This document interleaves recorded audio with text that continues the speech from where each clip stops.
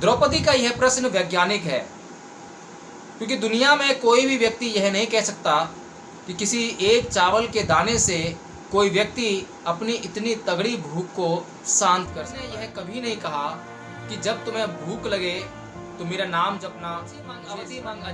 आहासी में ये चैतंग ने उपरंती बेरंग तेसु व्यक्ति में संदेह करो, हर वस्तु में संदेह करो, क्योंकि संदेह तुम्हारा वह प्रश्न है जिसमें इस संसार के ज्ञान की मौलिकता है। तब द्रौपदी अपनी कुटिया के भीतर जाती है और वो देखती है कि जो हांडी है उस हांडी में मात्र एक चावल का दाना पड़ा हुआ है।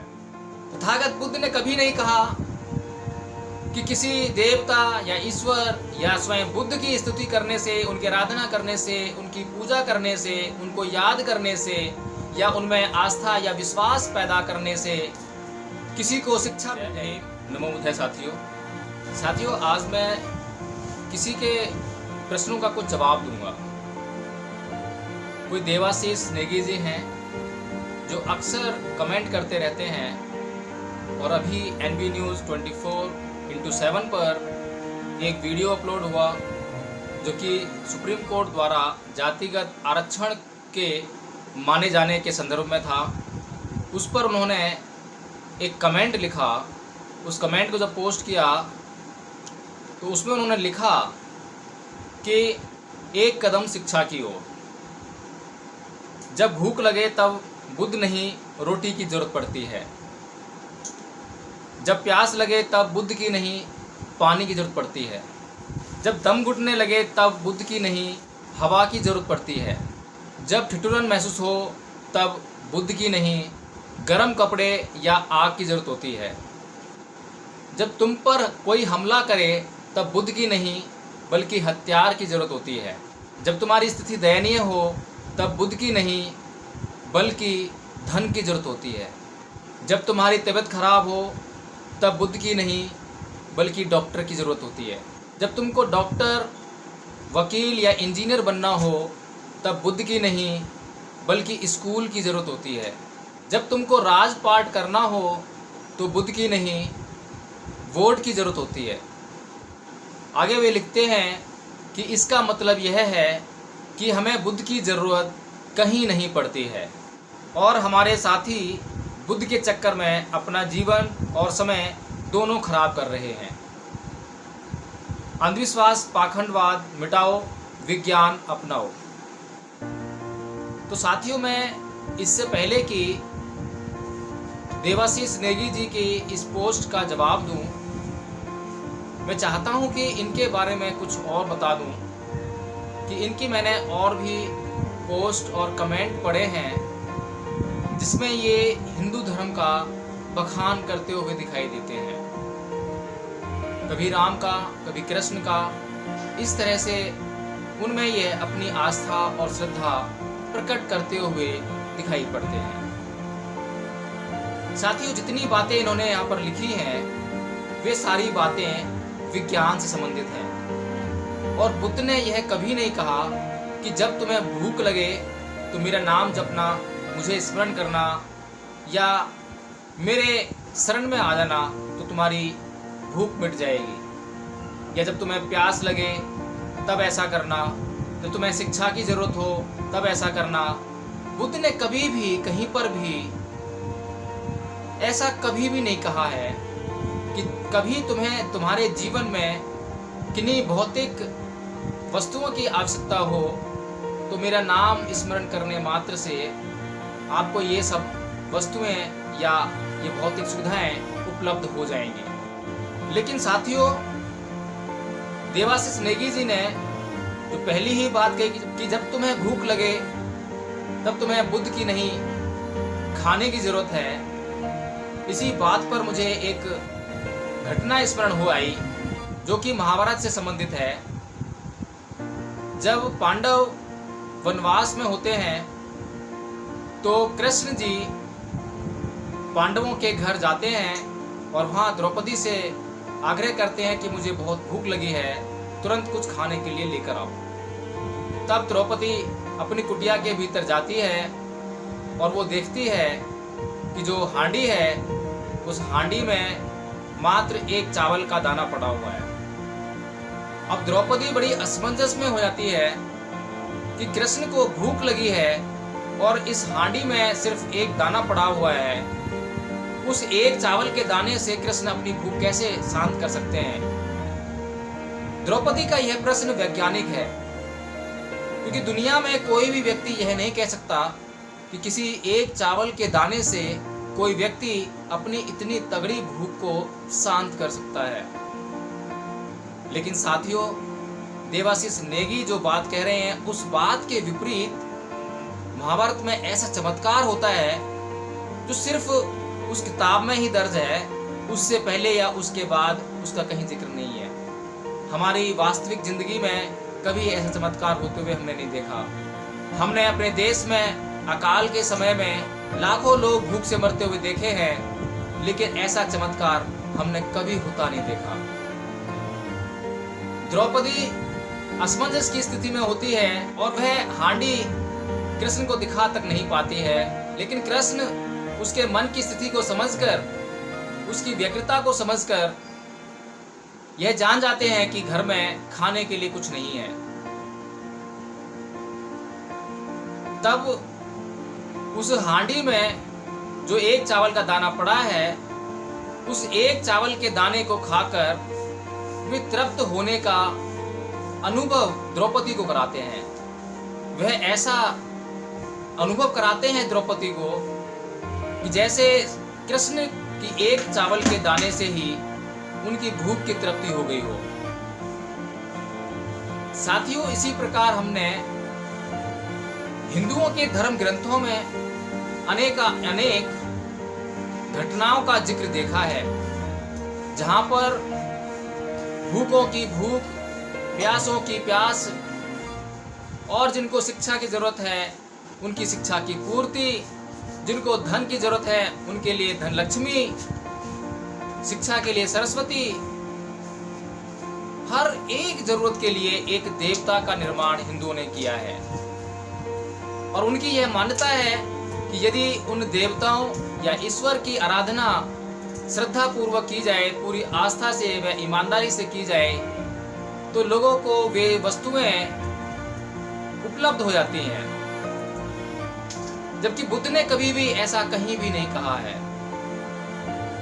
बुद्ध ने तो यह कहा है, जो उनका प्रतीत्य समुत्पाद का सिद्धांत है, उसके माध्यम से उन्होंने लोगों को यह समझाया कि हर एक घटना के पीछे कोई न कोई कारण अवश्य होता है।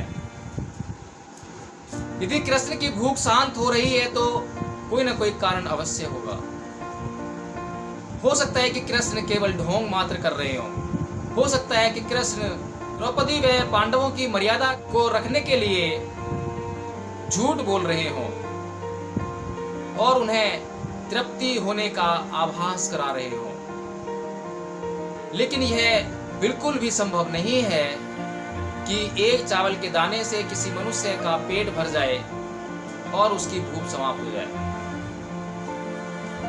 अगर ऐसा होता तो इस देश में कभी भी कोई व्यक्ति भूख से कभी न मरता, लोग भूख से तड़प तड़प के अपनी जान न देते।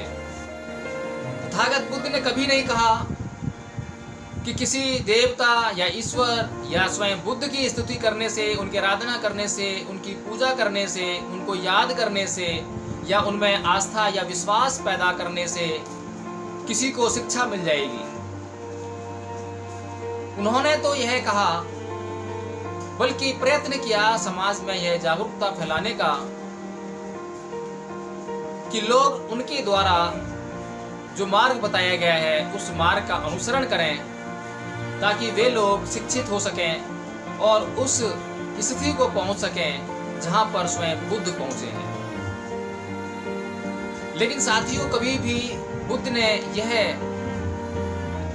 दावा नहीं किया है कि मात्र उनकी शरण में आ जाने से कोई व्यक्ति बुद्ध बन सकता है, अरहत हो सकता है, शिक्षित हो सकता है।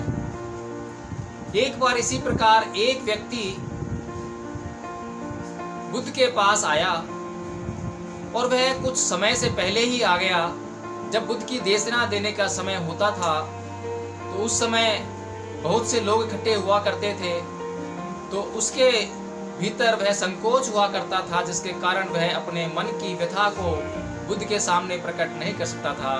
लेकिन एक दिन वह समय से पहले आ गया और उसे समय मिल गया कि एकांत में बुद्ध से वह अपने मन की व्यथा को बता सके और उसकी तृप्ति प्राप्त कर सके। तथागत बुद्ध के पास वह गया और उसने बोला कि महाराज, मेरी एक समस्या है। मैं आपकी धम्म देशना को कई साल से सुन रहा हूँ और मैं देख रहा हूँ कि बहुत सारे लोग आपकी धम्म देशना को सुनते हैं, और उनमें से बहुत से लोग ऐसे हैं जो कुछ आपके जैसे दिखाई देने लगे हैं।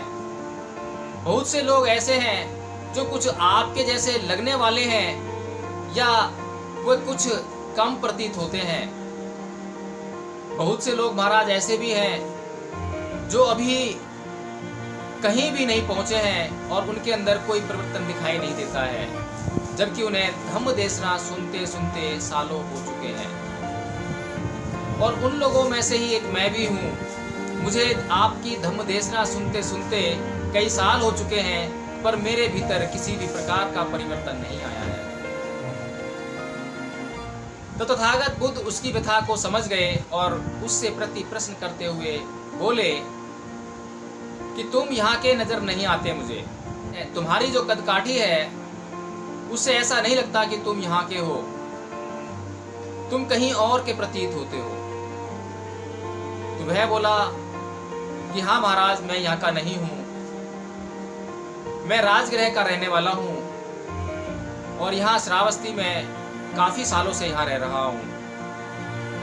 तो तथागत बुद्ध ने कहा कि तो तुम्हें यहाँ पर बहुत से लोग ऐसे होंगे जो अब यह जान गए होंगे कि तुम यहाँ के रहने वाले नहीं हो और तुम राजगृह के रहने वाले हो। तो उसने कहा हाँ महाराज, यहाँ पर भी बहुत से लोग ऐसे हो गए हैं जो यह जानते हैं कि मैं यहाँ का रहने वाला नहीं हूँ, मैं राजगृह का रहने वाला हूँ। तो तथागत बुद्ध ने उससे फिर पूछा कि तो वे लोग तुमसे कभी कभी पूछते होंगे कि राजगृह का मार्ग क्या है, तो क्या तुम उन्हें बता देते हो या छुपा लेते हो? तो वह व्यक्ति बोला कि महाराज, इसमें छुपाने योग्य क्या है, मैं बहुत ही विस्तार से उनको राजगृह जाने का मार्ग बता देता हूँ। तो तथागत बुद्ध फिर से उससे पूछते हैं कि तो जितने लोगों को तुम मार्ग बताते हो तो क्या वे सभी राजगृह पहुंच जाते हैं? तो वह व्यक्ति बोला महाराज, ऐसा कुछ भी नहीं है। मैं जिसे कहता हूं कि आप सीधे जाना, वाराणसी पहुंच जाओगे, वाराणसी से आप जो है पूर्व दिशा में जाना तो वहां पहुंच जाओगे, फिर पश्चिम दिशा की तरफ थोड़ा चलना, वहां पर ऐसा स्थान आएगा। मैं पूरे विस्तार से उनको रास्ता बता देता हूँ, लेकिन जो मेरे बताए हुए मार्ग पर ठीक ठीक चलता है वो ठीक राजगृह पहुंच जाता है, लेकिन जो मेरे बताए हुए मार्ग पर ठीक से नहीं चलता है या चलता ही नहीं है तो वह कभी भी राजगृह नहीं पहुंच पाता है। तो तथागत बुद्ध उससे बोलते हैं कि हे भले व्यक्ति, मैं भी तो तुम्हें यही बताने का प्रयत्न कर रहा हूँ कि जो मैं मार्ग सालों से बता रहा हूँ, मैंने उस मार्ग को किसी से छुपाया नहीं है। मैंने अपनी देशनाओं के माध्यम से मैंने सभी लोगों में, चाहे वे कितनी भी बुद्धि के हों, कितनी भी आयु के हों, चाहे वे निर्धन हों या धनवान हों, चाहे वे राजमहल संबंधित हों अथवा सामान्य नागरिक हों, मैंने सभी को अपने धम्म का मार्ग एक रूपता के साथ समानता पूर्वक समझाया है। कभी किसी से कुछ छुपाया नहीं है और तुम भी यह दावा नहीं कर सकते कि मैंने तुमसे कुछ छुपाया है।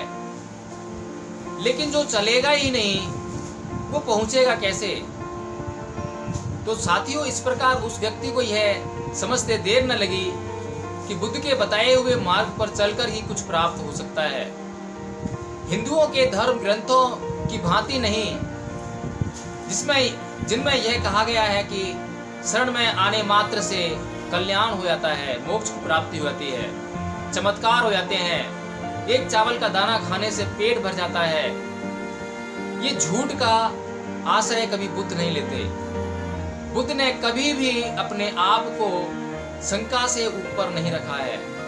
उन्होंने हर व्यक्ति को यही कहा है कि पहले संदेह करो, हर व्यक्ति में संदेह करो, हर वस्तु में संदेह करो, क्योंकि संदेह तुम्हारा वह प्रश्न है जिसमें इस संसार के ज्ञान की मौलिकता है।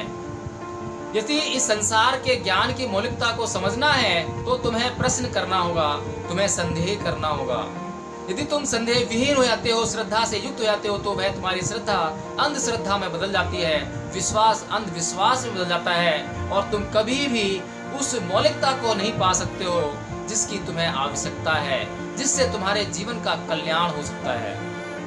तो देवाशीष नेगी जी, मेरी आपसे प्रार्थना है कि आप द्वेष और घृणा से युक्त होकर आलोचना करते हो, लेकिन मैं किसी भी घृणा और द्वेष के कारण किसी की आलोचना नहीं करता हूँ, बल्कि मैं तथ्यों को जानकर, उन्हें पहचान कर, उन्हें समझकर उनका मैं विवेचन करता हूँ, और उनकी यदि आलोचना होना अनिवार्य है तो उनकी आलोचना होती है। यदि उनकी आलोचना होना अनिवार्य नहीं है तो उनकी कभी भी आलोचना मैं नहीं करता हूँ। तो देवाशीष नेगी जी, आपकी यह पोस्ट मुझे बहुत उत्तम लगी, और इसीलिए मेरा मन किया कि मैं आपको इस वीडियो के माध्यम से आपके साथ कुछ अपनी बात साझा करूं और आपका स्वागत करूं, आपको निमंत्रण दूं कि आप भी बुद्ध की शरण आओ और इस वैज्ञानिकता की दृष्टि को समझकर आप अपना भी कल्याण करो और अन्य हमारे समाज के हिंदू भाइयों का कल्याण करो। बुद्ध के मार्ग से ही आपका कल्याण संभव है, बुद्ध के मार्ग से ही विज्ञान संभव है, क्योंकि विज्ञान ने कभी भी बुद्ध के सिद्धांतों से इनकार नहीं किया है, और मैं जितने भी सिद्धांत आपको बताऊंगा उससे आप कभी भी बुद्ध के सिद्धांतों से, उनमें वैज्ञानिकता का आधार होने से इनकार नहीं कर सकते हो। मैं आपको धम्मपद की एक गाथा बताता हूँ, उसको सुनकर, उसका अर्थ समझकर आप अपने आप तय कर लेना कि बुद्ध आपकी दृष्टि की चिकित्सा करते हैं या आपकी दृष्टि को किसी चमत्कार से भरने का कार्य करते हैं। तथागत बुद्ध ने कहा है कि अकोची मंग अवधि मंग अजीनी मंग अहासी में ये चैतंग उपनहंती वेरंग तेसंग न समति। दूसरी गाथा में कहा है अकोची मंग अवधि मंग अजीनी मंग अहासी में ये चैतंग न उपनहंती वेरंग तेसु पस्समति।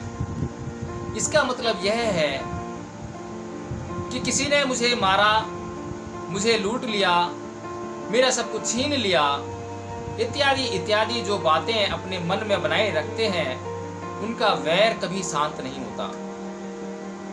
जैसा कि महाभारत में हुआ, महाभारत में पांडवों के साथ जो हुआ वे उसे भूलना चाह रहे थे, लेकिन कृष्ण उन्हें बार बार याद दिलाते हैं। हर व्यक्ति अपने अपमान को भूलना चाहता है, लेकिन कोई यदि उसको याद दिलाता है तो वह उसी द्वेष और घृणा से पुनः भर जाता है और उसका मन अशांत हो जाता है। तो बुद्ध इस गाथा के माध्यम से यह संदेश देते हैं कि जब तक तुम्हारे भीतर ये बातें बनी रहेंगी कि किसी ने आपको मारा, किसी ने आपका सब कुछ छीन लिया, किसी ने आपको लूट लिया, तब तक आपका वैर शांत नहीं हो सकता। और जिस क्षण आप यह भूल जाते हो कि किसी ने आपके साथ कुछ गलत किया है, तो उसी क्षण से आपके मन में शांति स्थापित होने लगती है। अब इसका मतलब आप नकारात्मक अगर यदि लेना चाहो तो आप यह कह सकते हो कि इस प्रकार तो सभी बुरे व्यक्ति, उन्हें किसी प्रकार का कष्ट ना होगा और वे दूसरे को कष्ट देने लग जाएंगे और दुनिया में कभी भी सुख शांति इस तरह स्थापित नहीं हो पाएगी। लेकिन देवाशीष नेगी जी, मैंने मन की शांति के लिए बात कही है। बुद्ध ने जो गाथा में जो कहा है वह मन को शांत करने के लिए कहा है। आप अशांत होकर कुछ भी अच्छी तरह से प्राप्त नहीं कर सकते हैं। आप अशांत होकर न्याय भी प्राप्त नहीं कर सकते हैं। आपको किसी ने मारा, आपका किसी ने कुछ छीन लिया, आपको किसी ने लूट लिया, आप यदि उसके प्रति या उससे न्याय प्राप्त करना चाहते हैं तो न्याय प्राप्त करने के लिए जिस शांति की आवश्यकता है वो शांति आपको तभी मिल पाएगी जब आप अपने मन से इन बातों को निकाल देंगे और जो आपके अंदर द्वेष और घृणा उत्पन्न हो रही है आप उससे छुटकारा पा सकेंगे। तो आप न्याय अच्छी तरह से पा सकते हैं। आप न्यायाधीश के पास जाएंगे तो आप द्वेष और घृणा से युक्त होकर उसमें दो चार बातें और जोड़कर नहीं कहेंगे, बल्कि जो यथार्थ है वही कहेंगे और यथार्थ को समझने में न्यायाधीश को बिल्कुल भी देर नहीं लगेगी। इस तरह से आपके साथ न्याय होगा अन्याय कभी नहीं होगा। मैं आपसे फिर से अपेक्षा करता हूँ कि आप बुद्ध के धम्म को समझने का प्रयास करेंगे, ना कि आप बुद्ध के धम्म को समझे बगैर उनकी आलोचना करके या उनके सिद्धांतों को गलत तरीके से प्रस्तुत करके लोगों को गुमराह करने का कार्य करेंगे। जय भीम, नमो बुद्धाय।